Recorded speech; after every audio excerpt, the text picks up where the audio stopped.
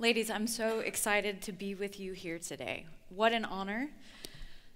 Some of you have seen me here painting over the years, but this is my first time speaking on stage. My name is Jamie Wells. I'm an artist, a wife, and a mother. I have 3 beautiful kids. There's Savannah, who's 10, and actually I have Savannah in the audience. She flew with me from California. And after the service, if you look outside, Savannah is selling her sea glass jewelry that she's been making to raise efforts for the victims that were affected by the fires in Ventura, California, and the Montecito mudslides. So come visit her out there. So I have 3 kids, Savannah, who's 10, Canyon, who's 8, and Sierra, who's 5. And here's a picture of my super cute husband, Jeremy. And I'm showing you the pictures of my family because I'm going to tell you a story. And I think anytime you hear a story, it's good to be able to visualize the characters involved. Today, I want to spend time talking about taking risks, being fearless, and trusting God. Okay, so 2 years ago, my husband and I bought a 1987 Volkswagen van again. The plan was to take 3 months off during summer, hit the road with our kids, travel the American West from Texas up to the Canadian Rockies and back down the West Coast. This dream was a year in the making, and we envisioned days of finding God in creation, living minimally, unplugged, and living in sync as a family unit while exploring wild and exciting spaces. We loved our van, and we actually named our van Darth Vanagon. Because when you look at the van from the front perspective, it looks just like Darth Vader's helmet. And you can find our van on Instagram, #DarthVanagon. Okay, so we spent a month researching equipment, fixing up the van, outfitting ourselves to be as off-grid as possible. And the moment had finally come. The food was purchased, the gear was packed, and the kids were buckled. We started the engine and we were on our way. And that first day, we made it as far as the gas station across the street from our house because we broke down. Literally, the gas station across the street from our house. I walked across the street to Starbucks to get a coffee. I could have gone home to my own house because it's that close. Jeremy disassembled a bunch of electrical stuff. He had to remove both front seats, fix the issues, put both front seats back so that we could be on our way.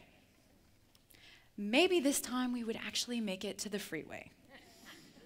Now, one thing we conveniently downplayed when we did all of our research on Vanagon adventures is that while they rank a 10 on the coolness and character style, they actually rank a low 2 on reliability. So our trip went something like this. First, it was an electrical issue. Then, the AC compressor went out. Next, the AC overflow drain pan that was above my kid's head started pouring gallons of water on them and on top of all the gear that we had just spent a month packing. And then we broke down in the middle of nowhere. 4 breakdowns in 4 days. We would hobble along the road, and Jeremy would work in AutoZone or in O'Reilly's Auto Parts. He would move his wrenches and fix things. So we'd been a week on the road in the Texas summer heat with no AC with 3 children. I was beginning to see that our grand summer adventure was going to be touring one auto parts store to the next. Sheer panic had a death grip on me. My inner voice was screaming, what crap of Instagram lies had we been conned into believing? Turns out that #van life is really broke down on the side of the road life. Why couldn't we just go on a normal adventure like other families and go to normal places like Disneyland and stay in a normal hotel which had a luxury like a toilet? On Darth Vanagon, we had no toilets. We just had a shovel. Okay, I showed you a picture of my husband because he's Mr. Outdoorsman and he's super cute and I thought I could hang with him. But this trip was proving to be more stressful than I had ever imagined. Many of the places we were going to camp were completely off-grid, with no cell service, miles from main roads, and I couldn't shake the fear that we were going to break down, run out of food, run out of water, and we would just die. I wanted an AC that worked. I wanted a car that worked. I was over this adventure. And at this point, we had a choice to make there in the desert. Do we go with my vote, which was burn the van down and hitchhike home? Or do we keep going and spend the rest of our summer adventuring in this rickety tin can and risk breaking down in truly remote locations? Have any of you felt this panic? Maybe you got married, and all of a sudden you look over at your spouse, and you're going, this is not what I imagined.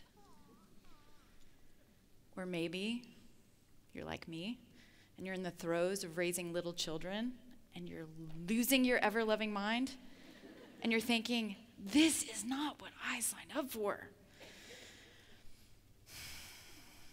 Or maybe you have parents whose bodies are failing and you're having to make impossible decisions. And you think, this is not how I saw it going.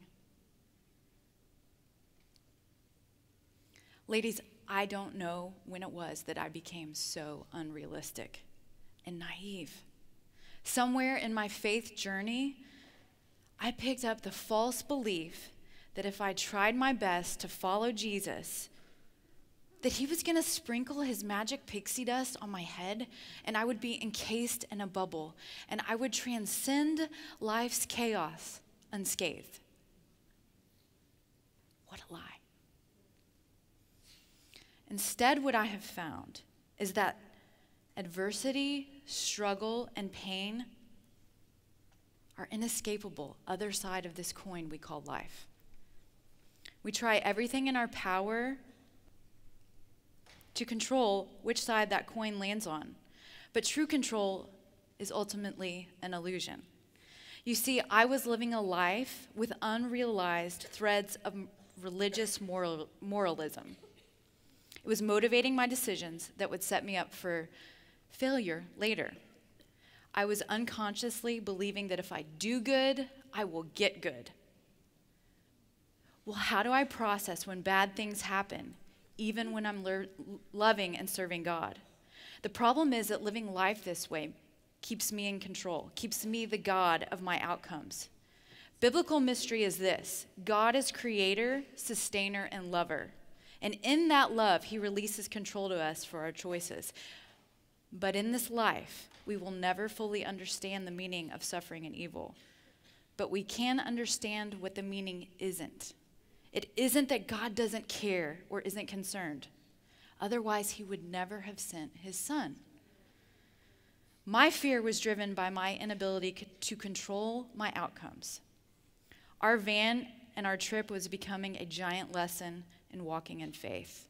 The lesson God was teaching me in this moment was to depend solely on him and his faithfulness in my moments of deepest need.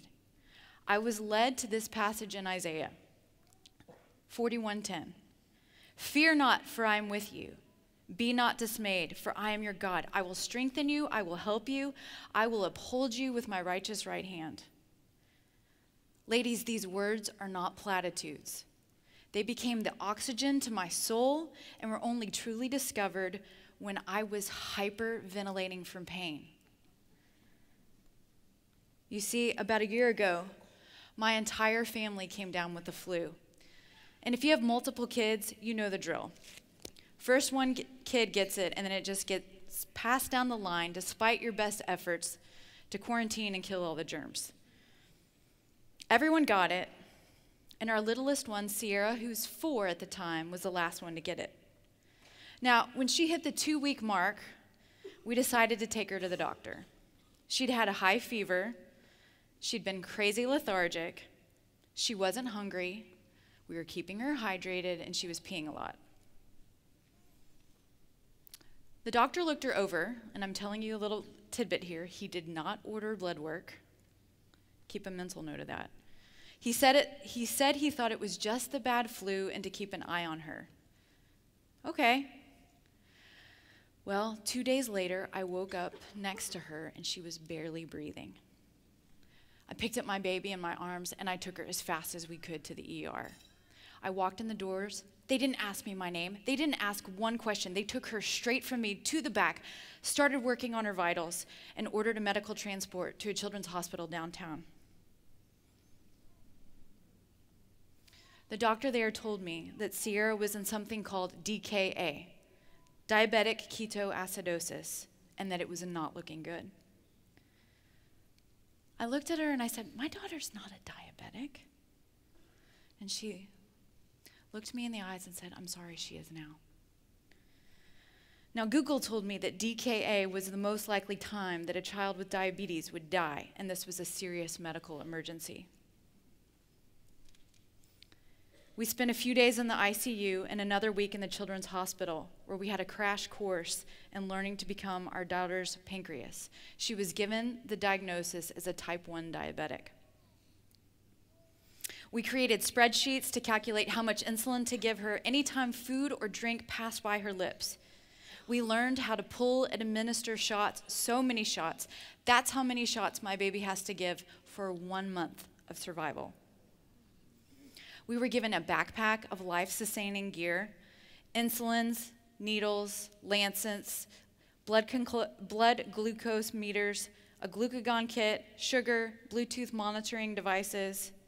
And the doctors told me with empathetic eyes, "Everything's going to be fine, Mama. You got this." But right before they would walk out the door, they would turn back and tell me, "Now be very careful when you measure her insulin doses, because if you get it wrong, you can send her into a hypoglycemic coma that she might not wake up from." Do you remember the scripture I just read to you, where God says, "Be not afraid"? Be not afraid. I was so afraid. I was in shock. Everything happened so fast, I couldn't process all of what this diagnosis meant. I couldn't even find words to pray to God and ask for help. This isn't what I wanted for my girl. "For I am with you. Be not dismayed, for I am your God. I will strengthen you." For I am with you? Where, God? When I let the fear come out of me and I could finally open my eyes to see, I saw that God was all around me.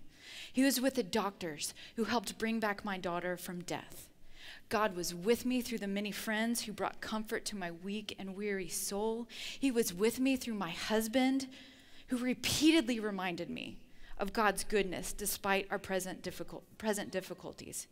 He was with me through my friend Martha, who, after caring for a husband who went blind at the age of 30 from diabetes, she'd had a lifetime of experiences to draw from, and she came to my house in those first days that we came home from the hospital, and she taught me how to do this thing. She taught me how to keep Sierra safe. God was with me through leading me to Dr. Bernstein, who's on the East Coast, and a Facebook group called Type 1 Grit. They're revolutionizing diabetes care, and they're changing our lives. I will help you. As the hospital bills began to roll in and stack up to over $60,000, my heart melted like butter. What if we couldn't pay this? What if insurance didn't cover everything? But do you know what? God became provision. He paid our gigantic medical bills through Samaritan's ministries. I will uphold you with my righteous right hand. Every time Sierra climbs into my lap and gives me kisses and holds my hand, I feel God's grace. My baby girl was given more time to experience this big, beautiful world. Sometimes experiencing God's truths is really hard.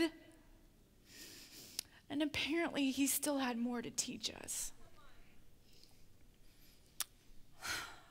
2 months after this experience, my husband was preaching at the church that we go to in California. And he preached from the passage in Peter that says, "Dear friends, don't be surprised at the fiery trials you're going to go through as if something strange is happening." He used the analogy that in life we must not lose hope because trials will come when we least expect them. Almost as if you're driving down the freeway at 70 miles an hour when, bam, you're headed 90 in the other direction without warning and preparation. It was a good sermon. But the next morning was glorious. We dropped off our 2 big kids at school. Jeremy, Sierra, and I went walking on a hillside in Ventura. The flowers were growing as high as our shoulders. It was a perfect morning. We hopped in our car and started driving down the 101. We were chatting about what we had to do for that day when all of a sudden, bam, a kid driving next to us wasn't paying attention. He swerved into our tail while we were going 70 miles an hour down the freeway. I held the wheel with every bit of strength that I had as our car spun. We hit many cars and we crashed dead on to the cement barrier. Jeremy jumped out of the car and waved up his hands to say stop to a big truck that was about to plow into us, and the truck was able to stop. Again, by the grace of God, we were bruised and bloody, but we were alive. And I could have asked God in that moment, "God, where are you?" But I didn't need to. He was everywhere. He was with me, and the stranger who jumped out of his car and held my neck like this for 20 minutes until the paramedics got there. He was with me through the doctors who cared for us and who cared for Sierra. Her glucose monitor had been ripped out. He was with me at my bedside when my friend Elena dropped everything and came and held my hands through all the MRIs and scans. He was with me through my girlfriends who came to my house, cleaned up my house, and bought groceries and left home-cooked meals because I could barely walk. He was with me through friends who came from Texas to care for me. I have been given more time with the ones that I love to chase dreams. When God has done something miraculous or story-worthy, the Israelites would pile their stones, and it was called an Ebenezer, to remind them in the future of the many ways that God had provided for them. Allow me for a moment to stack my stones and tell you what I have seen God do in these 40 years. I have seen God lead us through tremendous financial devastation and bring us through to the other side to success. I have seen God walk us through blinding deception, embezzlement performed by a loved and trusted friend, and I've seen God bring justice. I've seen God hold our hands through the challenges of mental illnesses and those we love. I've seen God bring miraculous deliverance from fierce addiction and bring freedom. I have seen God perform miracles and healings. Our God is a strong tower. We run to him and he will rescue us. He is faithful. He is worthy of our trust and our praise. So I want to ask you, what adventures, what risks have been put before you? What are you fearful of because you have lost all control? Ultimate control is an illusion, and it was not a part of the original Eden plan. When you think about it, fear and control are the root of almost all sin. Our God, through Jesus, invites us back to a garden relationship where we walk with God free of fear and shame. We may not know why these things are happening, and we certainly may not like these circumstances, but the point is this: God's goodness is not conditional upon my circumstances. Let me say it again. God's goodness is not conditional upon my circumstances. Tim Keller explains, what the Bible calls us to do is to serve God, even though we may not know the actual reasons for suffering. Therefore, hold on to mystery. We may never get an answer. Stay in relationship with a God we can't control. And don't just resign to the fact that we may never learn why we're going to suffer, but embrace it. See that we need not know. So there we were, somewhere in New Mexico, when we drove up to our first forested campsite. I walked among the tall pine trees. I took in deep breaths of air, and I took these passages of Scripture to heart. I was beginning to embrace the mystery. We didn't burn the van down to the ground like I wanted and bury its remains in the desert. As it turns out, it wasn't the van that needed fixing. Okay, maybe it needed a little fixing. Okay, maybe it needed a lot of fixing. But the biggest change happened when we submitted our fears to God and allowed Him to fix our hearts. We processed this as a family. We prayed, we talked, we learned, we pressed on. And do you know what we found? We found that tiny little tin can vessel was a place that we got to experience God over and over and over again. We got to experience Him in the beauty and the glory and the fullness of His creation. Had we succumbed to fear, we would have missed all the beauty. And fear robs us of vision. You guys, Scripture teaches that pain and suffering is inevitable. I'm going to read 1 Peter 4:12 one last time. Dear friends, don't be surprised at the fiery trials you're going through, as if something strange were happening to you. To think otherwise is to set yourself up for failure. You have to have a framework to be able to process pain and suffering. Otherwise, it's going to crush you.